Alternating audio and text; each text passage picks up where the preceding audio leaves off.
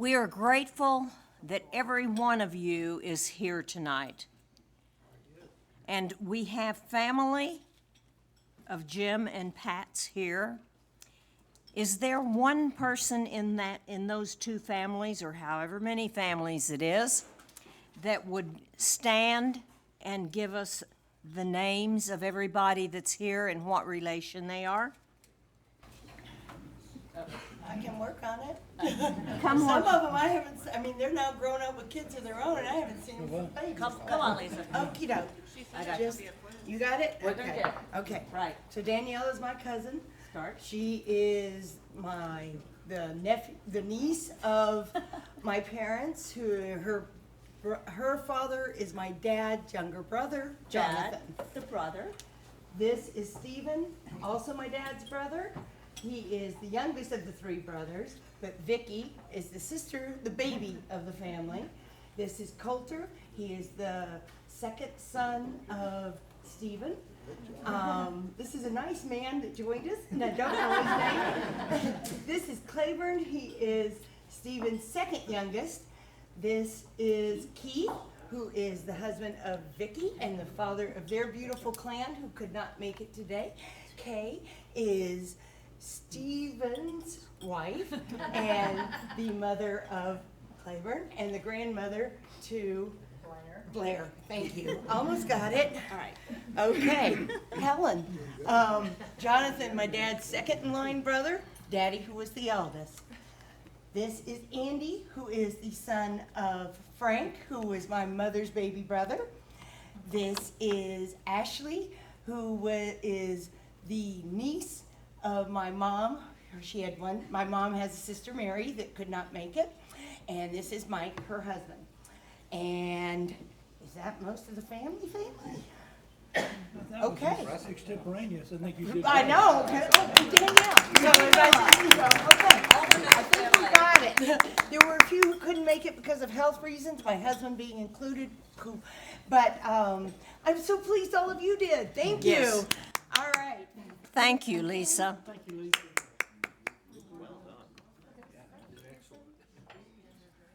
One of the first things that Jim asked me to do at this gathering was if I would lead a prayer. And so in order to do that, I want to make the atmosphere a little bit different than what it is right this moment. So would someone at your table, there is a candle lighter? Yes, you've got it. Someone at the table, light all the little candles at the table, at your table.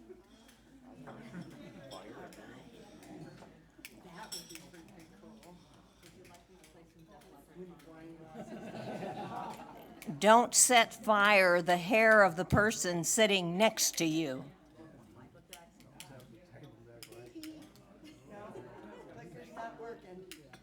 Just light one for each person.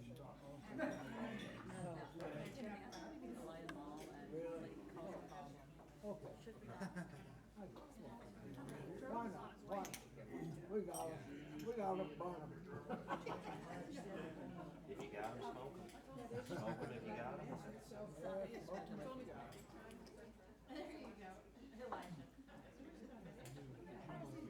just want to say you're doing an excellent job. I'm not usually allowed to play with What? No grilling outside? Electric grill. burn that.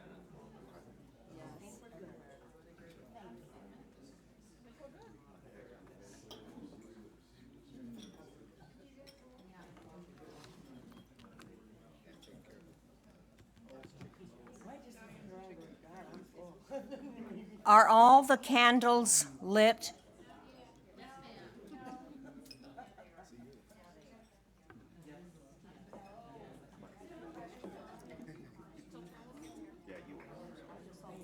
You're good? You, no.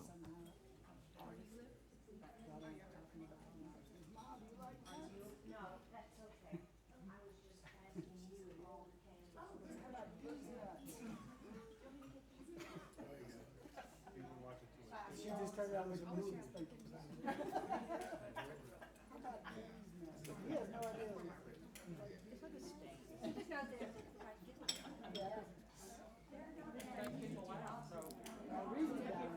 I really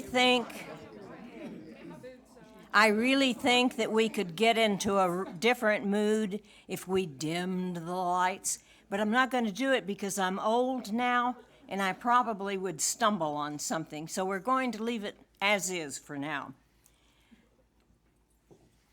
If you would, bow your head and I will lead you in prayer. Eternal God of the spirits of all truth and flesh, you are close to the hearts of the sorrowing to strengthen and console them with the warmth of your love and with the assurance that the human spirit is enduring and indestructible. We pray for perfect peace for those whose lives have ended. So do we ask you to give comfort and courage to the living. May the knowledge of your nearness be our strength, O God, for you are with us at all times, in joy and sorrow, in light and darkness, in life and death. O God, healer of the brokenhearted, grant consolation to those who mourn. Give them strength and courage in the time of their grief, and restore to them a sense of life's goodness. Fill them with love that they may serve you with a whole heart, and let them soon know peace. Amen.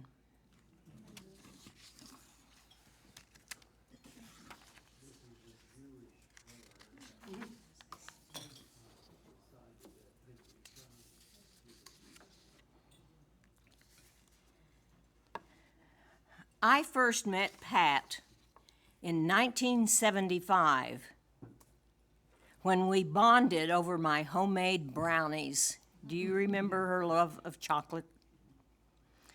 In my life, there were many Pat Harrises. Pat's business world.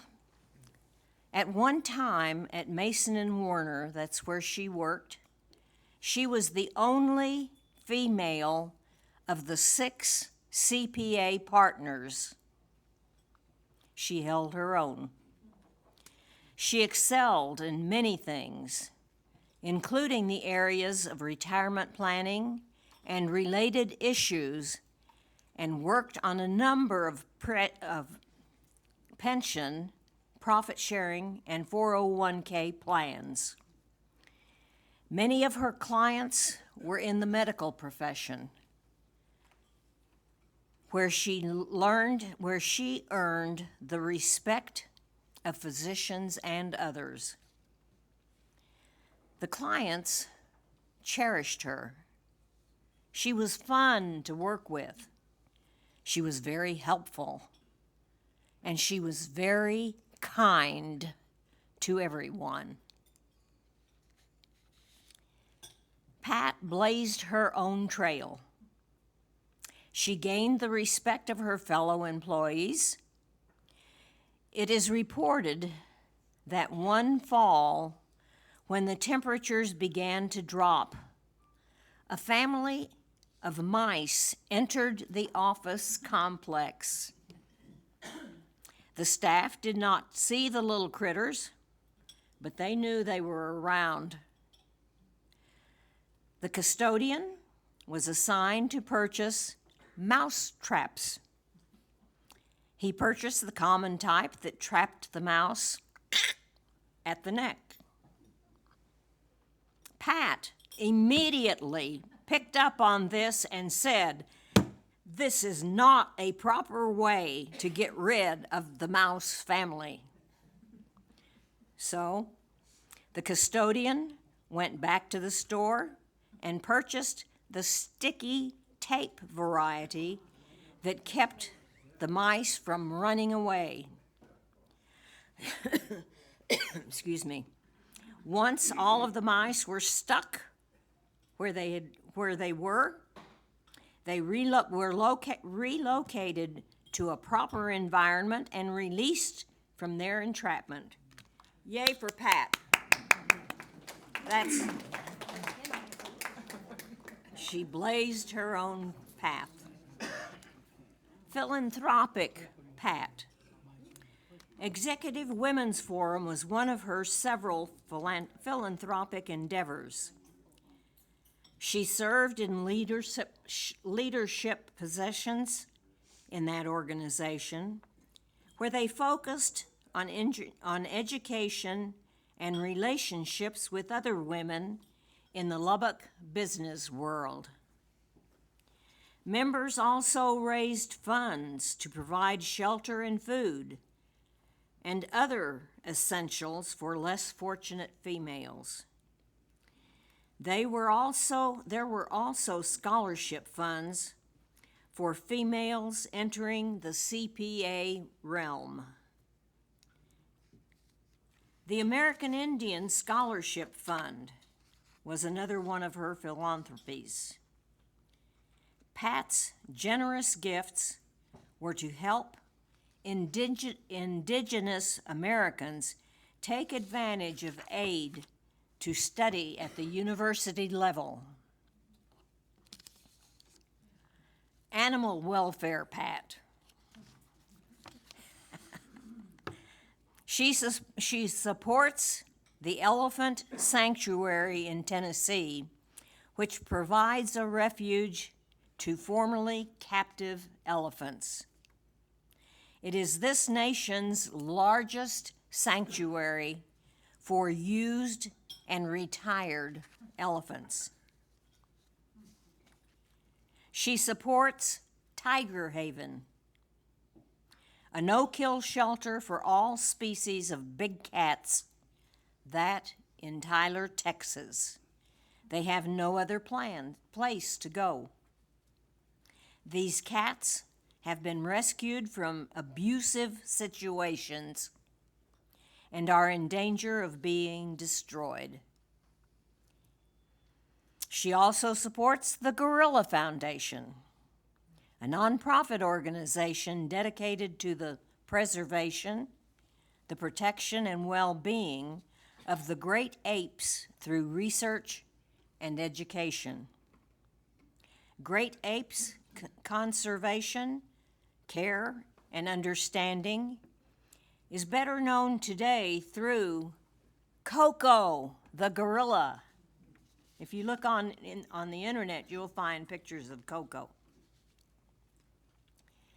Pat was a wine and food connoisseur.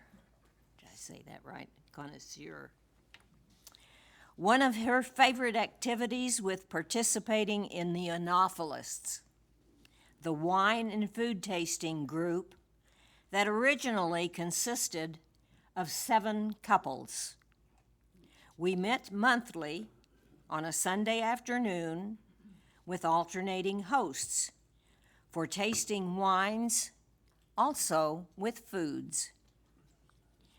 The highlight of the year was the Christmas dinner, for which the host chose the menu, which the other members were assigned to prepare. We experienced some exquisite dishes and world-renowned wines. The candlelight was the perfect setting for the crystal, silver, and china that came out for that festive event each year.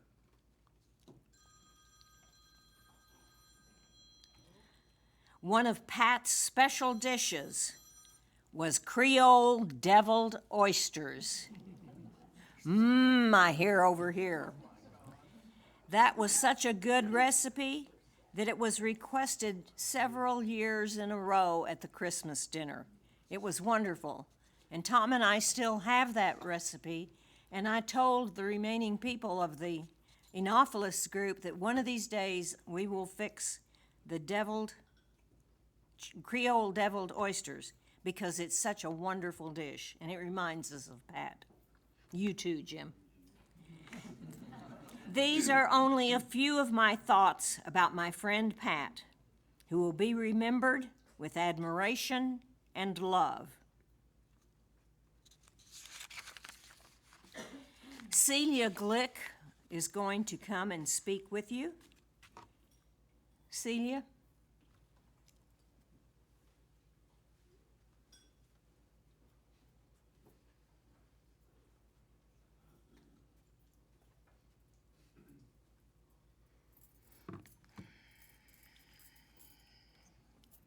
Testing, 1, 2, 3. First of all, hello everyone, and thank you for coming and joining us in this celebration of life of Pat Harris, who was one of my very, very good friends. In our lives, we encounter people that become true lifelong friends. Pat Harris was such a friend. I want to share a few remembrances about Pat and our friendship. Pat, Jim, and Lisa moved to Lubbock in 1975. Our husbands worked together at Texas Tech, and our families started getting together for wine dinners. As you may know, many new restaurants in Lubbock open and close within a few years. If you're out of town, you know this about Lubbock, that you better, if you have a new restaurant in town, you better go if the reviews are good, you go right away, because otherwise gradually it fades away and you missed out. So we made sure, and Pat was really good at finding the wonderful restaurants with good food. Particularly French and Italian restaurants, they were our favorites. We also started visiting wineries in the area, such as Llano Estacado Winery, McPherson's, and Caprock. If you know anything about the wineries in Lubbock, my husband and Jim and Tom Musiak, Tom is over here, they all three worked in landscape architecture. They were professors at Texas Tech, but they knew the two professors that started Llano Estacado, and basically they started the wine industry in Lubbock and in Texas, basically, is what I understand. So anyway, so we started, Pat and Jim and Art and I, we would go to these different wineries and different clubs and just enjoyed, had many tours. We were in pursuit of learning about the vineyards, about the grapes, and about wine making. Of course, if you know Pat loved her red wines, especially the Cabernets. But if you offered her another, if there wasn't any red, she would go ahead and drink a white wine too. So she just loved her wines. In fact, a funny story that she and I shared many times when it was just Jim and Pat and Art and I, she and I would arrange it so she and I could sit together and Art and Jim would sit together. We made sure they sat together because they were more involved in discussing grapevine, soil conditions, the chemistry of winemaking, etc. So Pat and I would discuss other things. We just didn't want to partake in what they were discussing.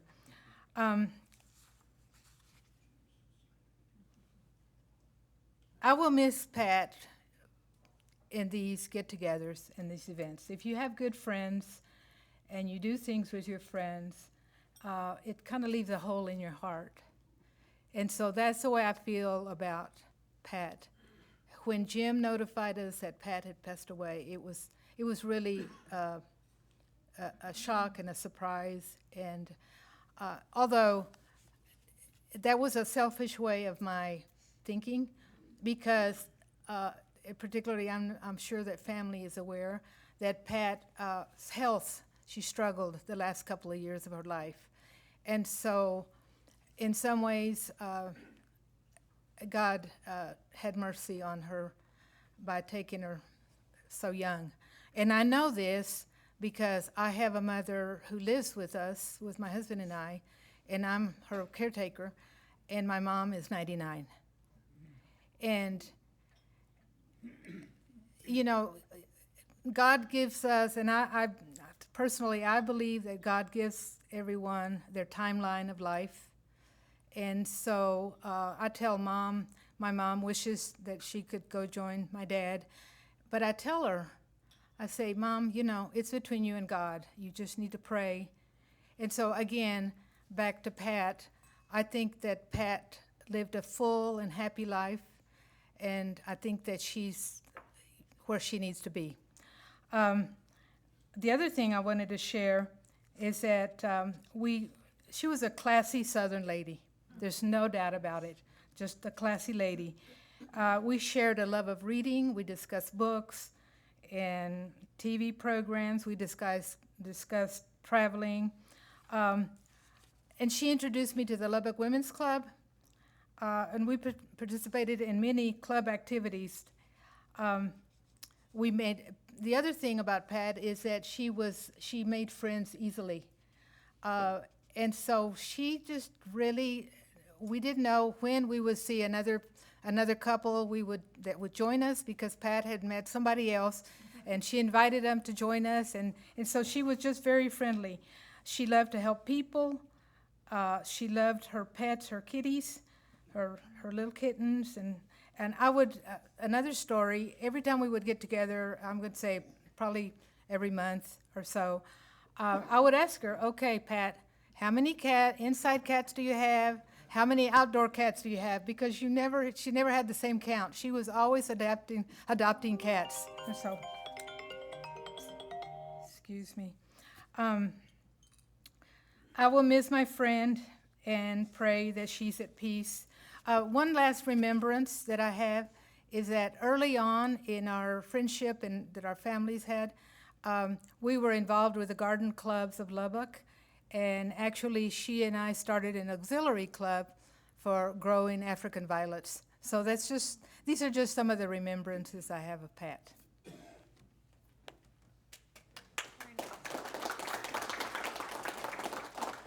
Thank you, Celia. The next friend is Carol Lee. Come, Carol. Thanks, Helen.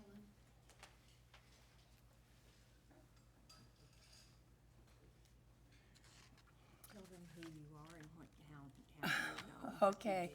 Okay, first I want to thank Jim for asking me to speak. I've known Pat for many years, and I didn't intend to write down what I was going to read tonight, but I've had a very stressful day. The person who made the Wildlife Center possible was Dr. Lewis Mitchell. He was an anesthesiologist here for many years. He is in Baylor Scott and White ICU for the last 12 days, and my son is with him. But he made the center possible and bought that property to get the animals out of the house. And so I see some familiar faces here today, but I didn't want to go off center. And before I go too far, I want to just say thank you to my husband, Rob Lee, over there in the corner, because he's picked up and helped the center go along. So here's a little backstory about how I met Pat. I moved to Lubbock with my former husband in June 1981, had a daughter in high school and two sons, 11 and 5. By 1987, as an empty nest was approaching, I was offered a part-time job as a receptionist at a local veterinary clinic. If any of you remember Dr. Pat Allen, I knew his wife, and she asked me to work there while her mother was recovering from chemotherapy. That's how I started bringing injured, displaced baby birds, squirrels, and bunnies home to nurse back to health. My degree as an RN was a huge asset. I founded the Wildlife Center in the fall of 1988 at 95th and Indiana Avenue. I had no idea what I was getting myself into. I ultimately applied for and got state and federal permits to rehabilitate wildlife and later to do wildlife education in Lubbock schools. My former husband's medical group of anesthesiologists dealt with Mason Warner and Company, and early on the advice of Jimmy Mason, I was encouraged to start the application process for a 501c3 tax-exempt nonprofit organization status for the center. I started it.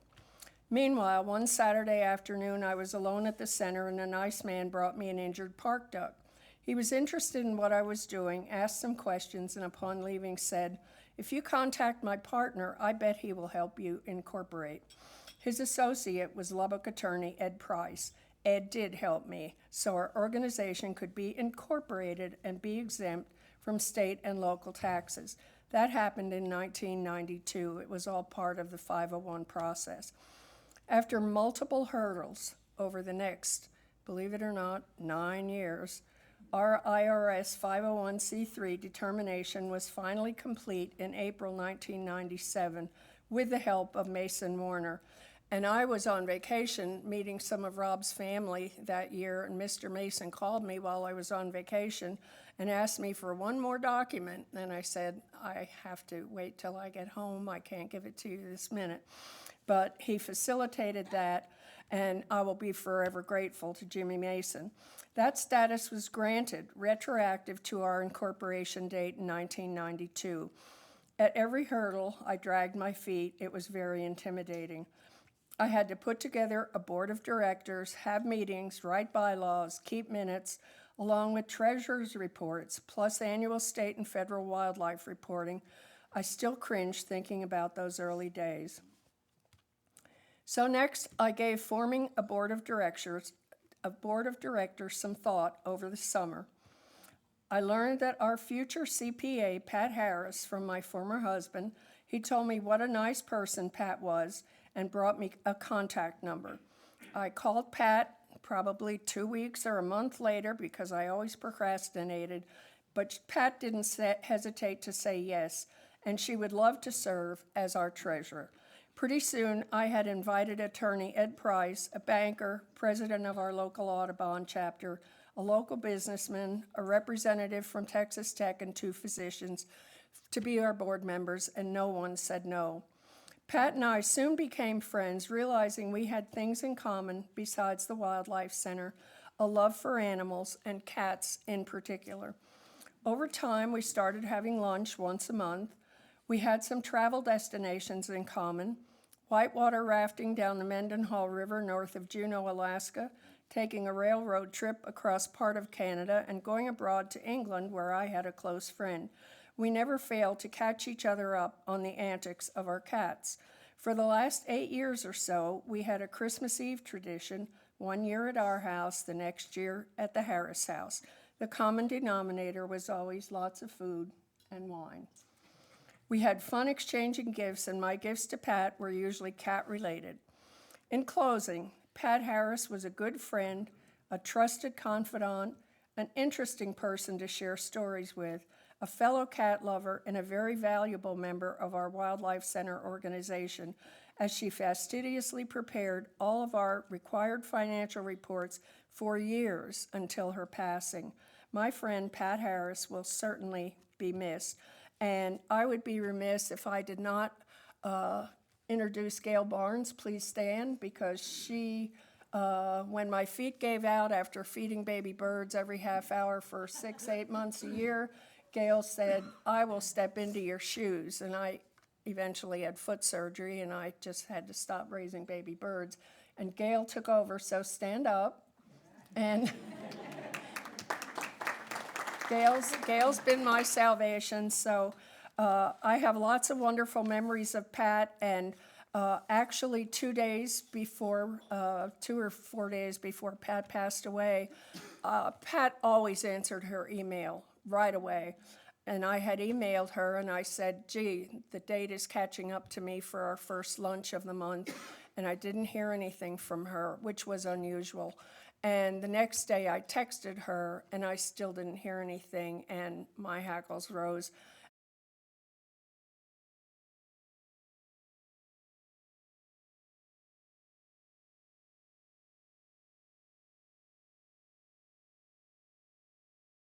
Greatly, yes. She loved to dance. She loved to travel. She loved music and wine, as we have discussed. She would always be dancing in the kitchen. And even later in life, when scoliosis set in her early 80s, so we're lucky that it took that late, I was like watching her in the kitchen, and she was like, well, the bottom part might not be doing what I want, but the top sure is. And she would have a fabulous time. And even when life started playing not fair, she never complained. I didn't even know it forever. I would come to visit, and she would hide it. You know, it would be like, oh, go out with your dad for the afternoon if she felt she needed. I mean, it was only in this last little over a year that it became to a point where I thought something was up. She wasn't going to admit anything. And she wouldn't lie. She would just evade the question. Daddy kind of clued me in, and I'm sorry I didn't know sooner. One thing I have learned in all of this, and oh gosh, regret. All the times you think, oh, I should have hauled it over there. You know, I would call and say, oh, I should come over, and she'd go, it's 103. I'll go, oh, I'll wait until September. And I shouldn't have waited. So don't. You will regret it.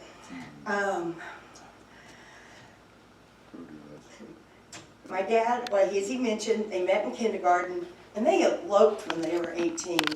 Because I had mentioned she was Sicilian, her father was relatively volatile, I think Frank could agree, and she wasn't sure, so they just decided to take it into their own hands, go over to Mississippi and tie the knot.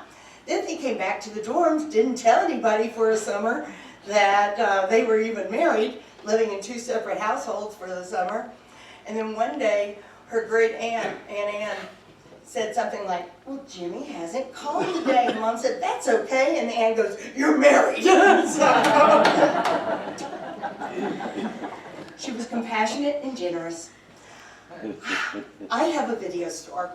I have the oldest video store in the United States, second oldest in the world. The only reason that is, besides me taking my mother's stubborn streak, is that she, I mean, let's face it, when was the last video store you were in? But she knew it meant so much to me to be able to do it because I enjoyed it so much. She gave me a stipend so that I could continue. I couldn't pay myself out of the store, but she was like, but you love this. They love you. I want you to get to do what makes you happy. What more can I want than that you be happy? And so she saw to it that I got to continue doing what I did. And I'm grateful. So are my customers. Oh gosh. She loved music, like I said. I was surprised, not only the symphony, musicals, any kind of theater. She had season tickets to it all. But imagine my surprise when a few years ago she's like, we have tickets to Elton John. We have tickets to Cher. And I'm just like, all right. One of my true regrets, 2 years ago, Alice Cooper played here. When I was 13, I loved Alice Cooper. So he's the guy with the black makeup and mascara and carted around dead babies and all of that. So he came to town. She calls me and says, you want to go? I'll buy tickets for the 2 of us. And I laughed. And I was just all I could think of was Alice Cooper looking out in the audience and seeing my 80-year-old mother. But I'm sorry I didn't take her up on it. I really am, because I think we would have had a blast. Oh gosh, I miss her. And really, don't put things off. Oh, one quick thing, great wisdom. I was being a particularly obnoxious 16-year-old and wanted to go do something, and she was telling me I had to go do chores. And I was like, it's one thing when you're old and you like doing that. And she just looked at me and she said, just so you know, you are not you at 20, you at 30, and you at 40. You are you your entire life. And then one day, you walk by a mirror naked and go, oh my God, what the hell happened? I remember that moment, and few things in this world are saying, oh my God, Mother was right. So, as we segue, she loved dance. One of the things she really loved was belly dance. In the late 60s, well, I found this out in 1974. There was, or 75, there was a Halloween parade that the high school theater department had been asked to participate in. I had gone home and said, but I don't have a costume. Well, being around 14, she looked at me and she said, hold on. She went to her closet, dug around, and came out with this beautiful belly dance costume that she had made. She had started belly dancing in like 1968. I mean, this was just for fun. And so at 14, you're just starting to shift, and it was like, I don't have to be a hobo or a gypsy anymore. I get to wear that because it was all the veils, and all hand beaded, and I should have brought it because I do still have it. And she was like, I remember being 14. I remember that was my sultriest time. She goes, I wanted to be Natalie Wood. But she thought, you know, go out and have a good time. And it was great. It was kind of like, well, I don't want to say, it shifted how other people saw you when all of a sudden you showed up in that instead of being the gypsy. So we would like to hopefully, first we're going to have a toast. That's it. My apologies. So we would like first to toast Pat's memory, and we hope you toast often, and thank you. Her birthday is also next Saturday, so please remember again. She died 9/11, so that makes it so you're not going to forget to ever forget. But anyway, Pat, Mamacita, cool cat Pat, I miss you with all my heart. Oh, come and whisper wisdom in my ear. I love you, Mama. Oh, salute everyone, and truly thank you. Salute. And everyone here, thank you. I mean, pretty much if you were invited, she thought highly of you, and thank you for coming. We do, we have some entertainment here. I don't know. Oh, here you are. Whenever you would like to get started, by all means. This is a local belly dance troupe who has been kind enough to come, and in honor of my mom, kind of segue into a more festive, because she didn't want it to be sad, she wanted it to be a celebration. Did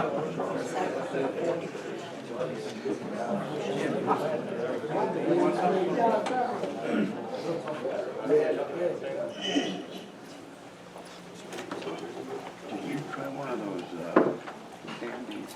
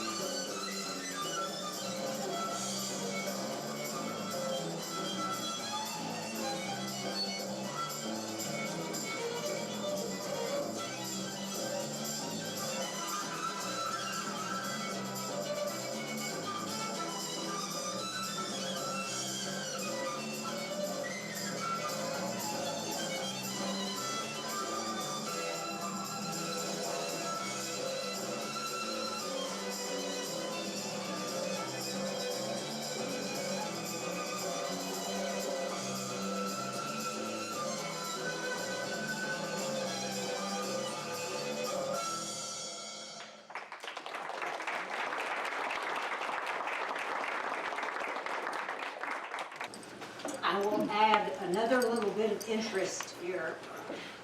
On each table, you will see a cat.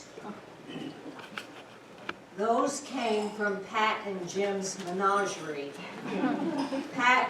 Jim hauled all the cats up here yesterday or today, yes. And so those are very dear creatures in their house. So and they're all different. So walk around and admire those cats, and you'll see a big smile on Jim's face. Oh, she'd like to say something. Yes, Lisa, the next one up.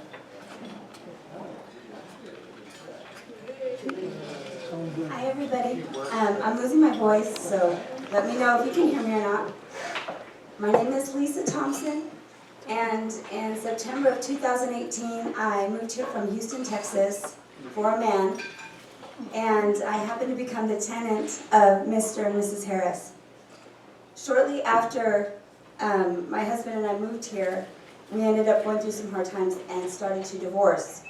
So he left shortly afterwards, and me and my sons stayed in the home that I rent from Mr. and Mrs. Harris.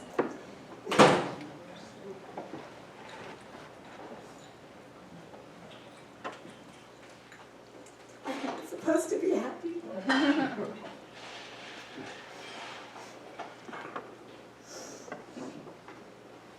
So I found myself working 2 part-time jobs and putting myself through grad school to get my master's degree at Texas Tech in communication. And what Mr. and Mrs. Harris decided to do was to never increase my rent.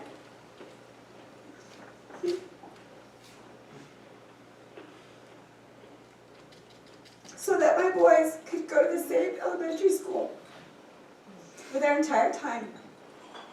And so that I didn't have any extra stress, so I could get closer to that degree. So I leave the house about 2:30 in the morning and go work in an Amazon warehouse, come home, go teach it